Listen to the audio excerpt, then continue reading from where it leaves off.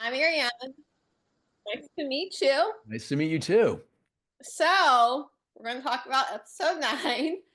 What do you think Rob has thought about working with Ava and Deborah? Wow. Well, I Rob's got kids at home, and I think that he's discovered that he now has kids at the office as well, who he's had to intervene with and create boundaries for. And as Rob really has become a dad in the workplace this season, trying to make this show a success, trying to support Deb in being the first female late night host. But I think he was not ready for the kind of infighting, competition. Um, uh, the the season started with being punked, and I was the recipient of all of it. And I think as their animosity and their power struggle increased, it made Rob's job harder and harder. And so I think he's tense. I was just recently looking at some photographs, like some production photographs of each episode of Rob in every episode. And Rob looks like something smells bad in almost every scene. He's like, oh my God, what did I just walk into?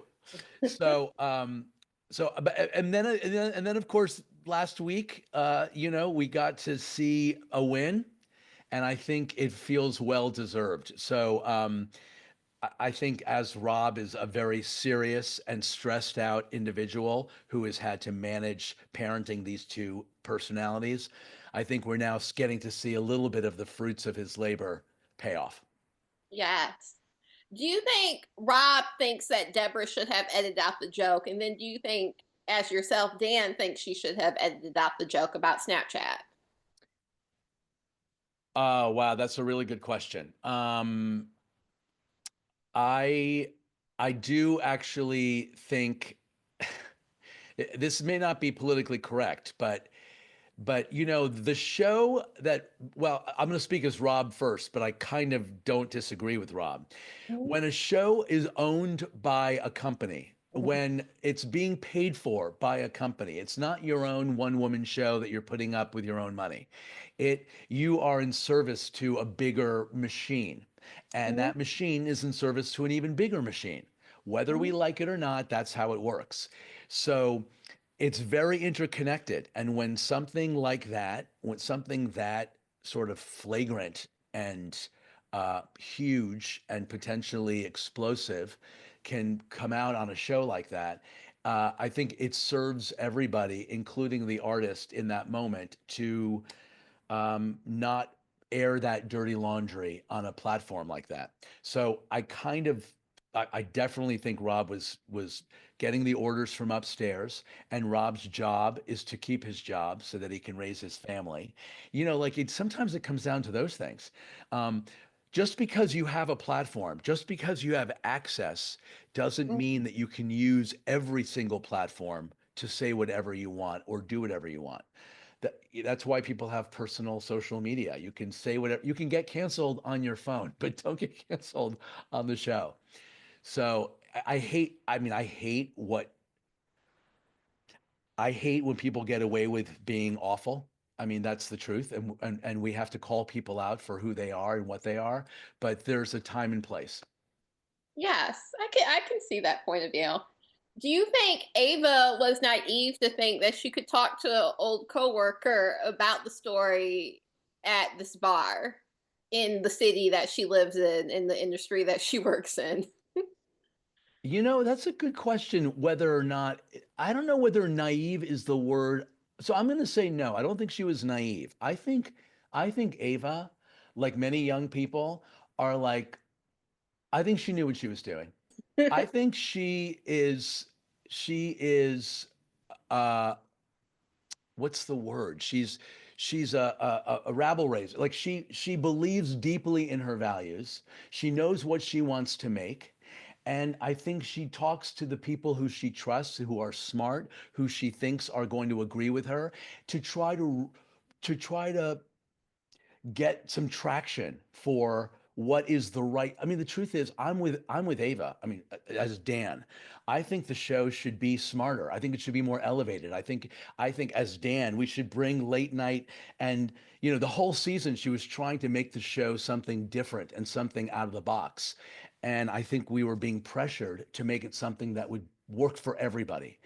And I think Ava is like not going to take it. I mean, she is, and she's also a little unhinged. So I'm not quite sure the word is naive. I think she has some impulse control problems. And I think in a way, they are going to get in her way, those impulse control problems. But do you think Deborah should have fired Ava? Like Bob wanted her to. Oh my God, these are really hard questions because I love Hannah Einbinder so much, and my feelings as Dan and my feelings as Rob are so intermingled. Mhm. Um, I happen to, here's the thing. I think if Deborah really truly wanted to keep her job, knowing full well what it means to have that job, here's what happens by the end of the season. I think Deborah Vance realizes what kind of sacrifice you have to make as a human being to continue making the show that she finally got after a lifetime of wanting that spot. And I think she has to make a decision whether or not it's worth it or not. So I do think if she wants to stay in late night, she has to do exactly what what has to be done when somebody misbehaves. Um, and so I think, yeah, I think she does. She has to fire Ava. Yeah. I I think would I would fire Ava if it was up to me. And I'm the other EP on the show. I wasn't asked. I mean, I would, whatever happens behind the scenes, but I would be a huge advocate for keeping this show going and getting the impulse control back on back on its feet, back under control.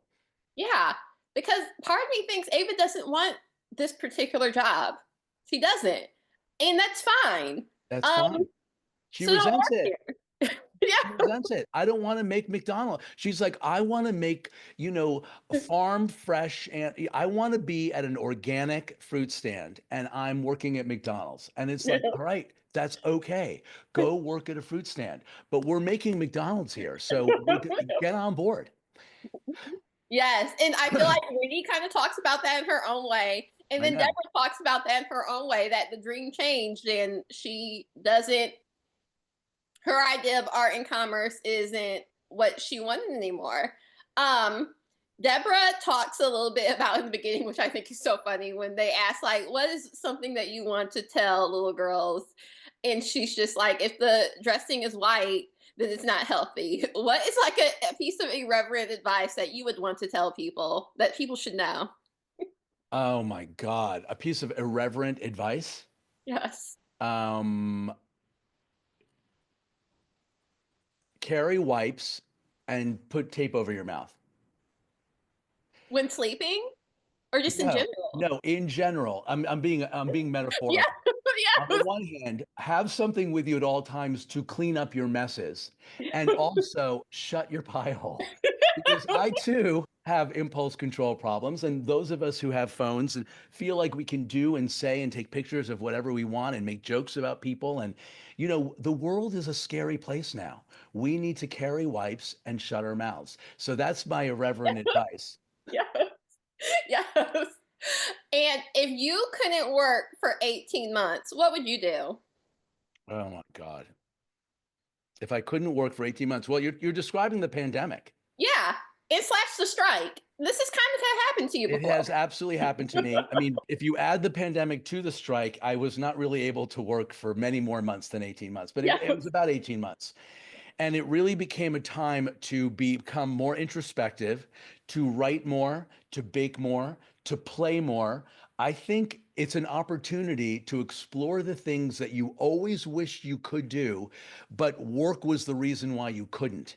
So I oddly feel like it feels like a punishment, but I kind of feel like if thrown into that jail, you have to look at those things as an opportunity.